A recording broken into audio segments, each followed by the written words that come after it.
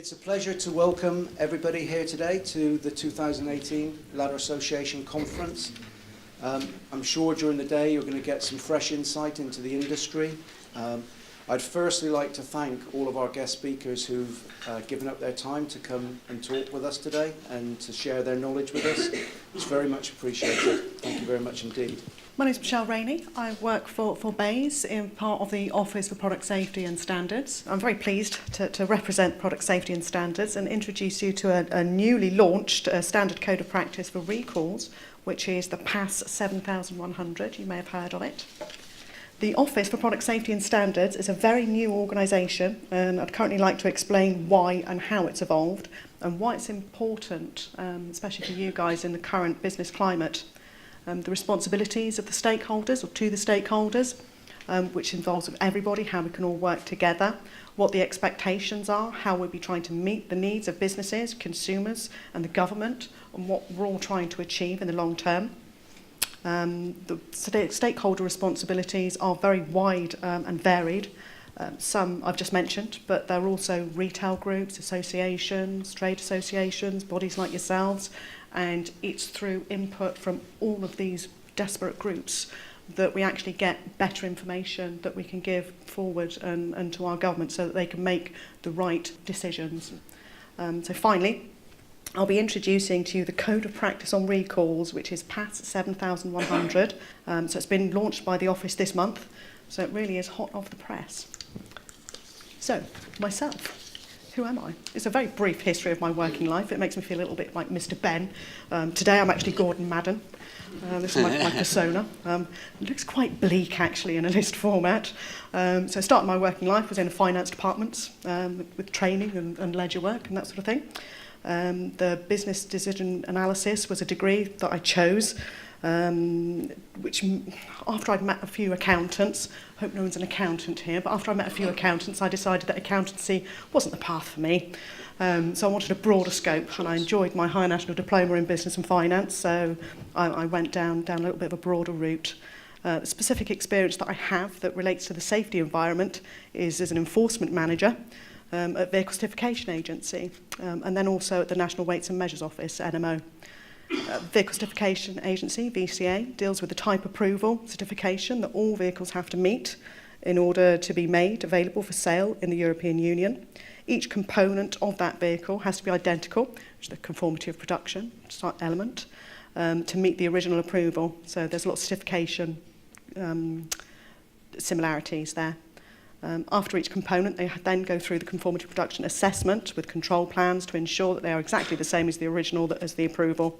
The recalls process is one that is widely used by the vehicle industry, and I'll go into that a little bit more later. I attained my lead auditor qualification for ISO 9001. Everyone loves to hate an auditor. So worked quite well with my enforcement side of things. I started auditing vehicles for the DVSA, which was then the DVLA, Driving Licensed Vehicle Association. I was auditing manufacturers and importers' vehicles for first licensing and first registration for use on the UK roads. This ranged from cars, motorbikes and tractors, and eventually, when they came into the scope of the legislation, motorhomes and trailers. So now, what do? I'm actually a business compliance manager for the Office of Product Safety and Standards. I'll probably just refer to it as the Office now. I aim to help business comply with legislation that can be very complex. My definition personally of an intelligent person is one that can take a very complex information and turn it into something simple that everybody can understand, which from what I've heard today in the standard settings, that is also what the Ladder Association is keen on doing as well. So really the opposite to someone in the legal profession in my own personal experience. So my experience of ladders, quite short, so I use them.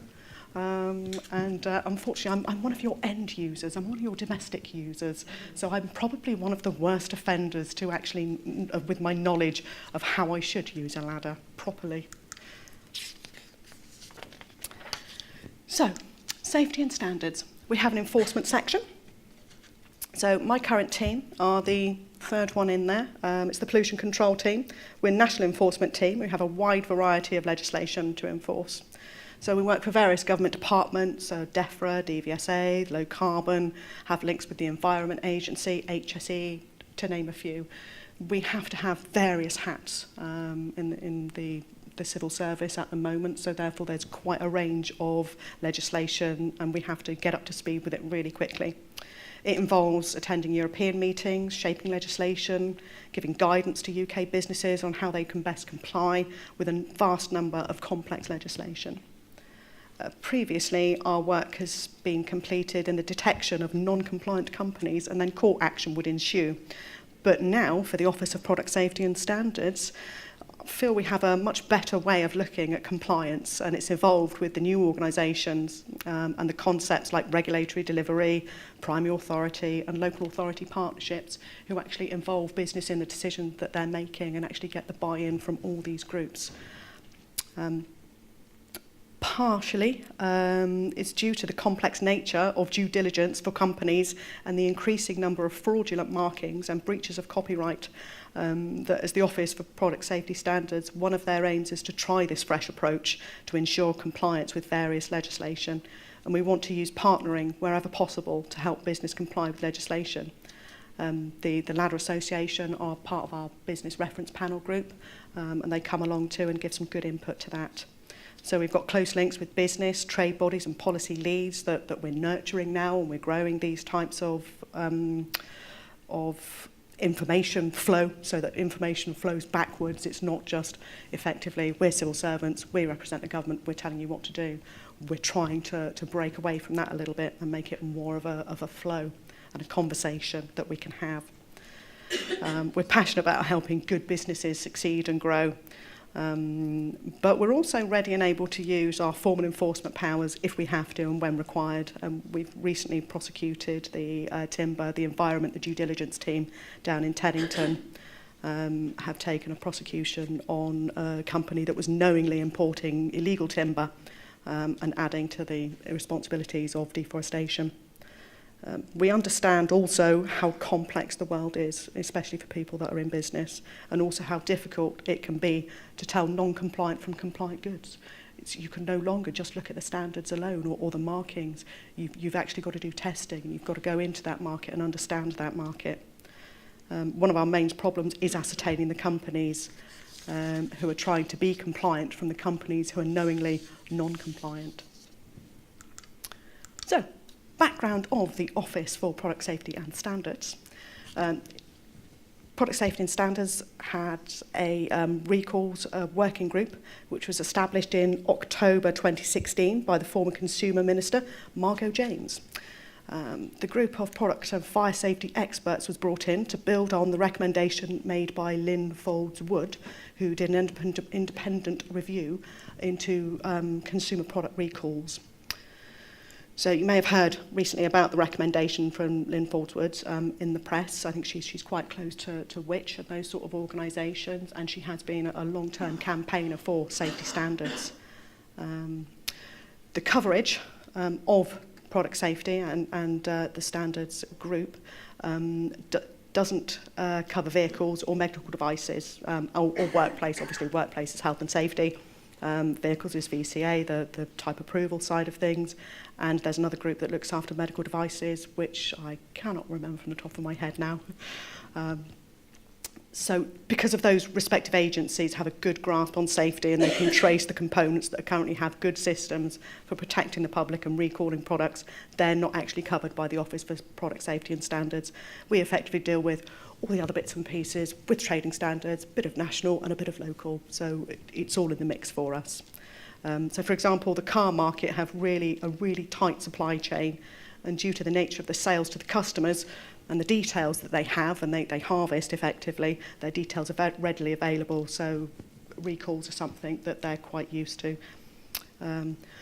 Just like to do a quick hands-up exercise as we're thinking about cars, or I'm thinking about cars. So who thinks that Volkswagen were the only vehicle manufacturer to fit devices to vehicles that cheat the emission standards? I'm obviously talking to a very intelligent bunch. Or very cynical.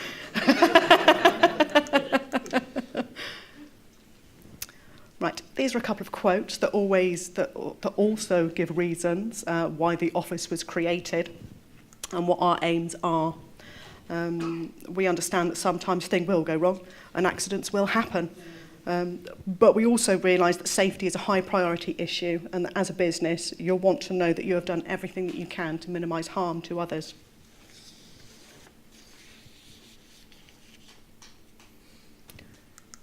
So, who are we? Safety and standards, our responsibilities. We're very newly created. We were created in January 2018, so we've only been in existence for a couple of months. We evolved, if you like, from an existing directorate within BAYS called Regulatory Delivery. We operate across the UK, so we're national, and we have two main bases, one in central Birmingham and Teddington, and local hubs in Bristol and London. The building on the left is closest to me. Left is our main office in Birmingham, and on the right is my office down in Bristol. So we cover enforcement of national and international regulations. We advise ministers on policy, including overseas, the UK systems of weights and measures, hallmarking and utility metering. We ensure the concerns of businesses are heard and influence policy. We're going to be working with stakeholders to achieve the right policy outcomes in simpler, cheaper and better ways, which is one of our little catchphrases. We also operate primary authority, which is an authority that provides a link between local authority and businesses. We're helping businesses and regulators to work together to solve local issues, providing business services, and particularly in certification and legal meteorology. Can someone help me with that word? The weather. Yes, it is actually. It is measuring stuff. And sharing our expertise at home and overseas. And by increasing compliance and better regulation overseas, our hope is that it can also increase the compliance of the UK businesses, especially importers. So, that's who we are. Now a bit more about what we do. The building on the right is our Teddington Office, which is also the site of the National Physical Laboratory. And they are the ones that do the measuring of stuff. This is where our men in white coats reside, and they test products for us. Obviously, we've got our main office as well, which is Victoria Street. Couldn't actually find a picture of it, so we just thought, bring along a sign. Also in Teddington, we have training facilities where trading standards can get training from us and other people on various pieces of legislation, not just the product safety side of things, that they have to enforce or make safety judgment on as part of their daily inspection work. Our priorities in the coming months and to be formed in the coming months will include, but not only be, the extension of the primary authority to get those links, creating a regulatory centre of excellence, which is part of the training, providing a technical enforcement capacity so that we can train our own enforcers to understand a little bit more about the safety side of things, embedding a strategic approach to local regulation through devolution deals, and primary authority will be part of that support network, simplifying the legislative framework for technical regulations. I wish I hadn't chosen so many big words. Why did I do that? And delivering certification and technical services to businesses. So, right. Okay, responsibilities to stakeholders. This is particularly for the Office of Products and Safety Standards, what we can do. So we've got the providing support and that sort of thing. But we've got many stakeholders, and we will represent the government and continue to work with stakeholders such as consumer groups, manufacturers, retailers, to ensure that the office coordinates the UK's product safety regime as effectively as possible. So we recognise that you know your business and your products much better than we do. So by working together, we can identify problematic products, and with good information on the supply chain and the end user, we can establish ways to eradicate and remove potentially dangerous products from the market. The office will continue to support the links between the local government and businesses dealing with the regulation through the primary authority partnerships, and aims to grow this function even more. The office aims to ensure that the UK continues to carry out appropriate border checks on imported products once the UK leaves the European Union. I don't want to mention the B word at all, so I'm going to leave that there because it's very much in fruition and floating at the moment. So getting to something that sort of, I feel, explains how all of that working together is actually already happening, but we can make it stronger, is the telescopic leaning ladders. Now, I didn't actually have anything to do with this, fortunately, but one of our chaps, Ian, from Trading Standards in East Midlands, did, and he sent me some information on it. Right, so it's effectively, I had the report that I'm going from, and actually from the technical standards, it's already moved on, because everything is such a fast pace, especially with standards and the information that you've got to know. We're already out of date. So it's a good example of how we can work together. The trading standards were alerted to an issue by a concerned manufacturer, which has led to product testing, and as a result, more work has gone into resolving an industry-wide issue of safety, which there was a lot of groups involved in this. The Ladder Association played a big part in coming and sitting, round the table, and it's not an easy thing trying to get a large group of people from different areas and different backgrounds to agree on the way forward. Everyone's got their own ideas, and everyone, has a certain agenda. So the investigations specifically for these things happened over 2015 and 16. And it involved contributions on local levels from some of the people in the room, but also discussions on standard setting at an international level. So the industry concerns were that a particular ladder manufacturer brought this to the marketplace, the trading standards, in Derbyshire County Council, and the concerns were supported by results. There was lots of results. I won't bore you with the details. I'll be honest, I didn't understand a lot of the slides that he sent me. So I thought, if I don't understand it, I can't explain it.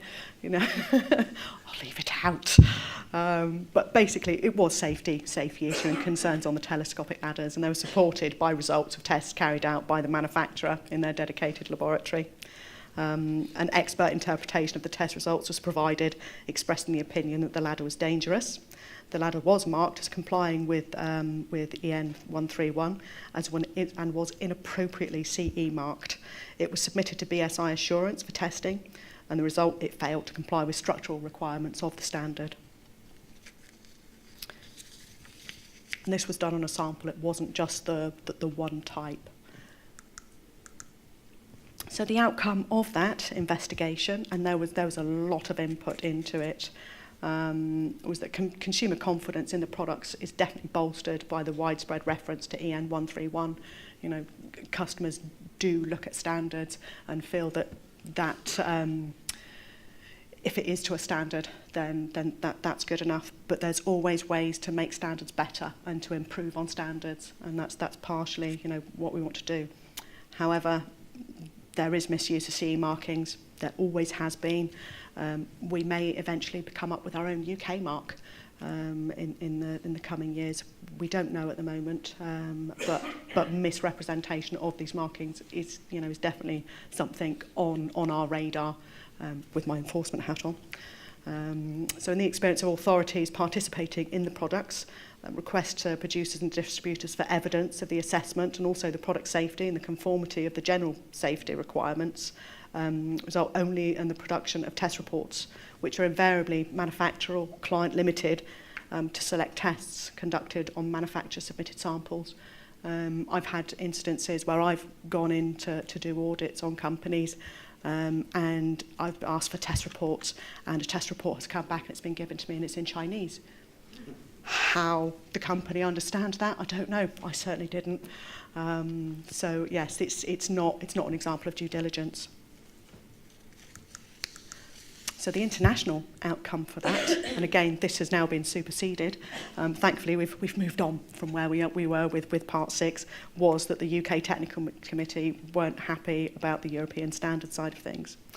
But as anticipated by the varied stakeholders in the project, the results of the testing that was undertaken strongly suggested that a high proportion of many of the telescopic ladders currently marketed in the UK failed to meet the structural requirements of the relevant standard appropriate for assessing their safety under the general product safety regulations, and therefore likely present a high level of risk to consumers.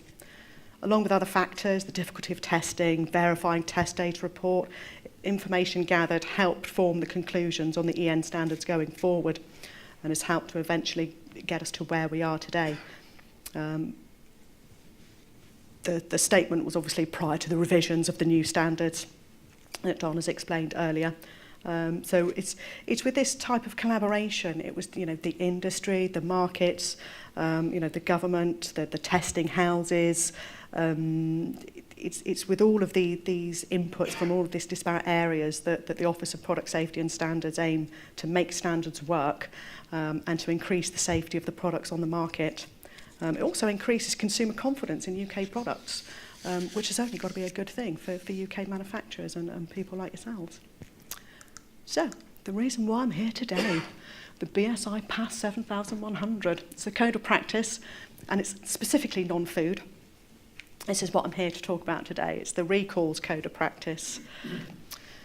So, I'm going to ask for a show of hands again now. Let's see if we get this one right. Who here has ever had to carry out a recall notice for a product? Okay, so not too many of you. Who here would feel comfortable to carry out a recall product? Okay, so only 2 of you out of the whole room. I'll briefly just go back to the car industry because it's what I know with regards to this. It's heavily monitored supply chain. Volkswagen still suffering from the reputational fail-out of the defeat device as they chose to install on certain cars. The device was actually to tell the cars to act in a certain way if they detected test mode. So they would actually know if an engineer had it hooked up. And the defeat device, the whole point of it was to tell the car to act in a certain way, which would lower the emissions, so it would pass the emissions test. It's very ingenious. But when they were found out, it could have ruined them. But it didn't. They're still there. They're still trading. That's, you know, not an issue. They did have a bit of reputational damage, but they're still there. It could have put them under, but it didn't. And part of the key to that is that they could actually trace each vehicle and offer to replace the part in order to make the vehicle compliant again. So despite this huge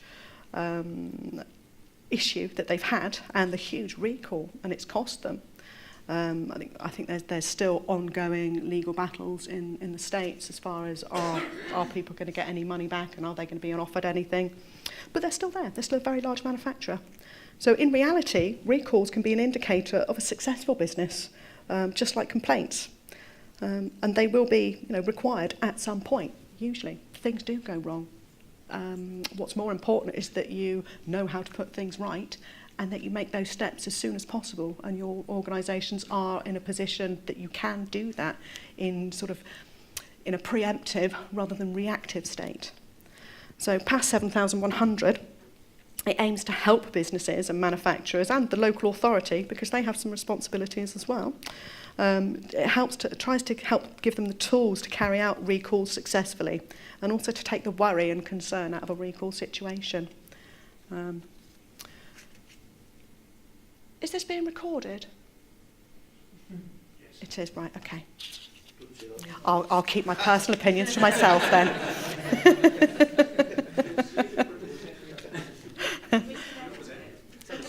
Well, personally, I don't think that VW were the only people to fit devices into their vehicles.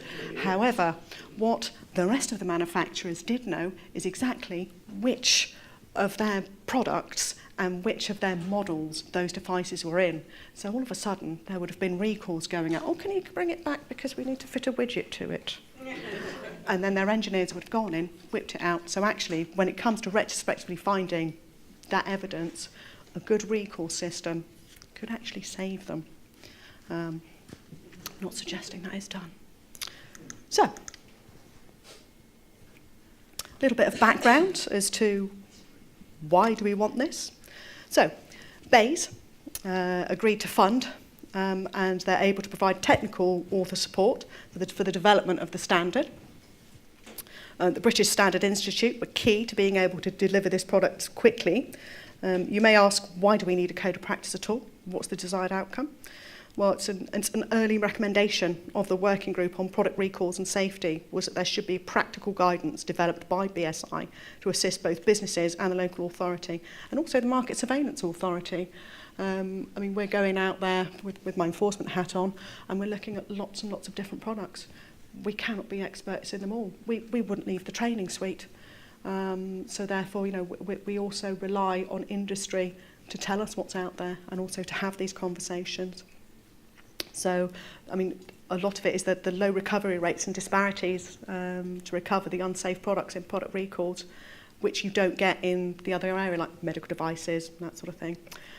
It's published following a launch event on the 7th of March, so it really is hot off the press. I only learned about it last week. So effectively, it was seen that this is the way forward. So the actual content of the code, it's split into two sections. Part 1 is businesses, aptly named Part 1 and Part 2 because we like to keep things simple now. So Part 1 sets out the practical guidance for businesses as to how they should approach product safety incidents, and Part 2 sets out the support and the assistance that local authorities should be providing to business, both to prepare in advance for potential issues and to deal with the issues that arise. It's not the law, but it is designed to help businesses to stay within the law and also to help local authorities assist business to do so. So it may require a little bit of a culture change. For example, on Friday, on Tuesday, I went to a funeral. This isn't a funny story, by the way. It was a good friend of mine who was an auditor, and he was a very well-respected auditor, and he would audit vehicles. And he actually shut down a Ford motor plant, to which we were expecting lots of ripples, lots of complaints. But actually, Ford turned around and thanked him. And they wouldn't let anyone else do their auditing for their vehicles because they were so pleased with his diligence. And the fact that when he found a real problem, rather than using it as an opportunity for improvement, he let the most important people know, and they could address it, and the company actually saw it as an opportunity for improvement. So that's what I mean by the culture change. You would naturally expect that if someone shuts down Ford aren't going to be too happy about it. But actually, in retrospect, they were, because it let them know that there was issues happening on the shop floor, on the manufacturing floor, that they didn't know about. And it can happen, especially in the larger organisations. Hospitals, using surgical safety checklists, have 22% lower 30-day mortality rates. So if you go to a hospital, make sure they've got a surgical checklist, because you're 22% likely to walk out of there very well.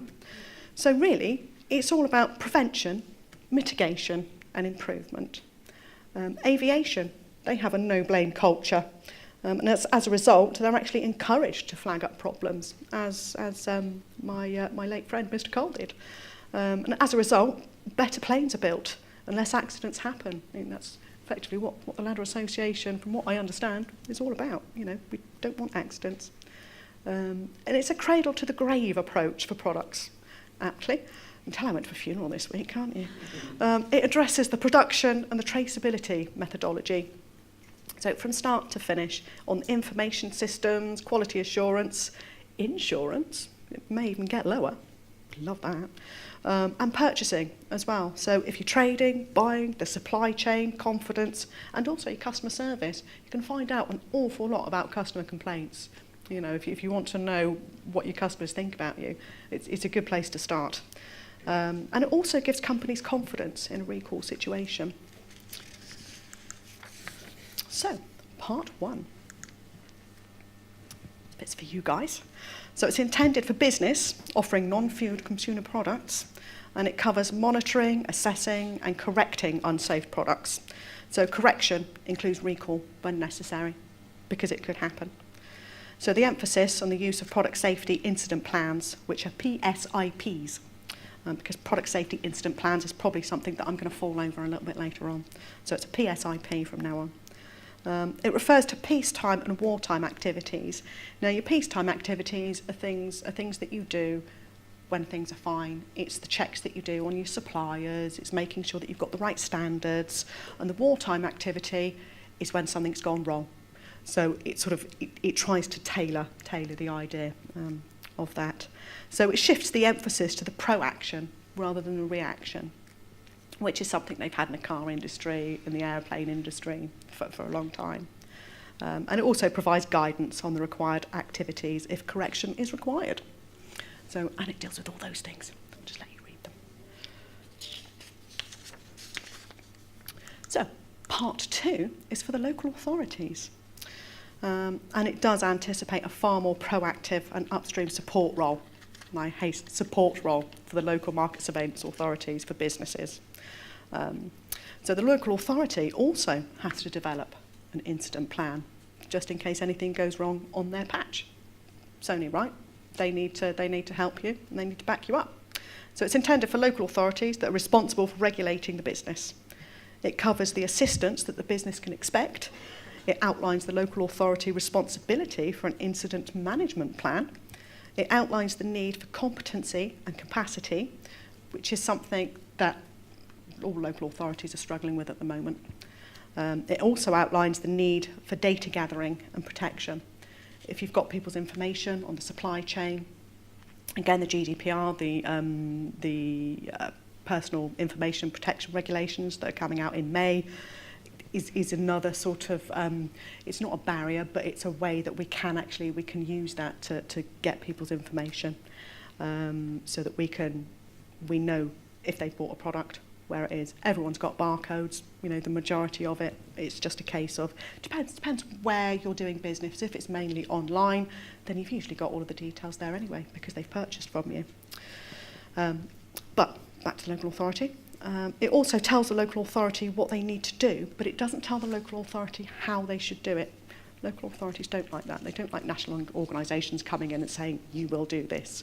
That's partly what the primary authority is about. It's to actually get in there and say, right, okay, this is the local authority view, this is the business view. Let's come together and actually work out which legislation we can use, so that, say, an organised company that has multi outlets across various local authorities can actually get some assured advice on which of these individual bits of legislation do I actually have to adhere to? Which, can we agree a way forward? Agree to which parts are most important to comply with.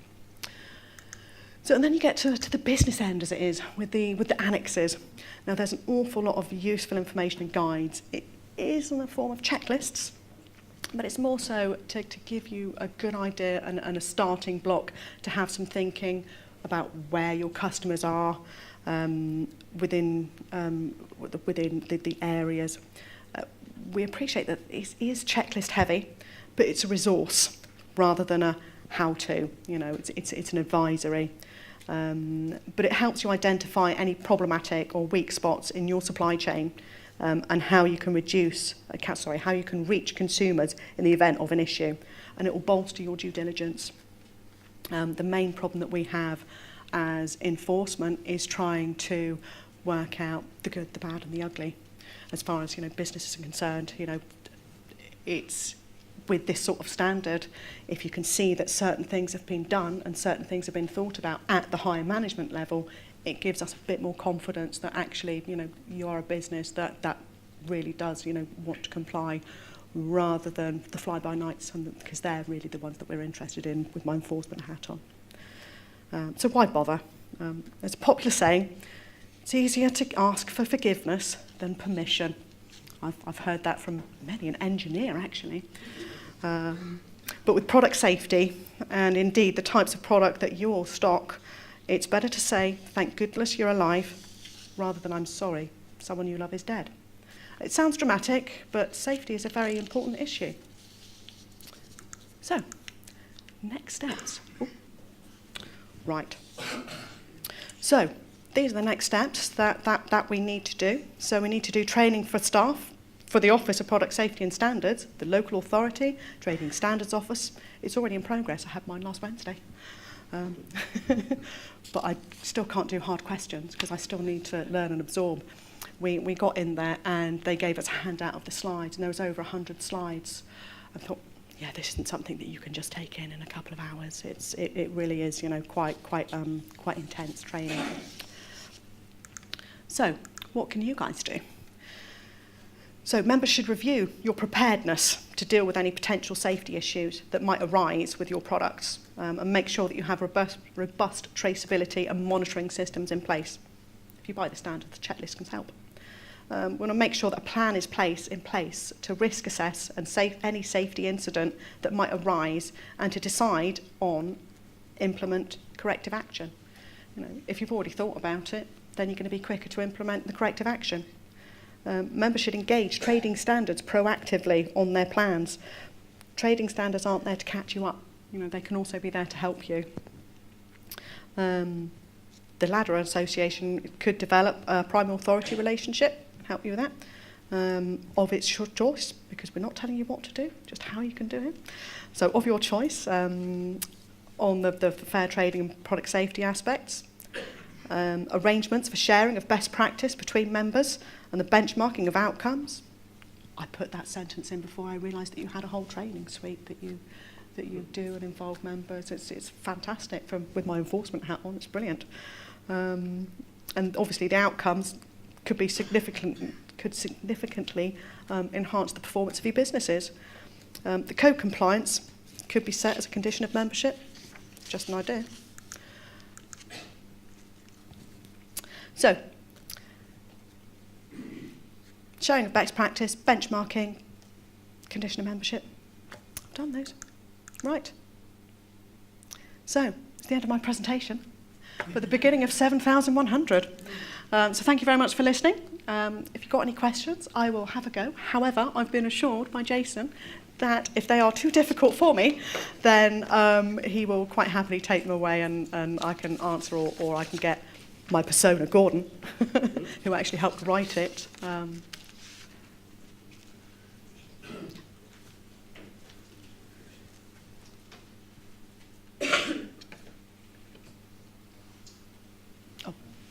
Hello. Particularly interested in the border checks and the border process for products that come in. Yes. What are your tools for dealing with that? I mean, how would you know through inspection that products conform or don't conform to certification or to standards that they're claiming to? Right, that is very difficult. Trading standards do actually have a national branch who people from the Office of Product Safety and Standards are going out with at the moment, and doing various inspections, because the trading standards guys, especially down at Felixstowe and where there are border control issues, it's very, very difficult for them. There is certain, again, compliance check sheets for certain products that was developed by various ADCO groups, administrative cooperation groups within Europe. I sit on one of the outdoor noise panel ones, which talks about 57 different varieties of machinery that have to conform to certain things. Slightly in line with the machinery directive.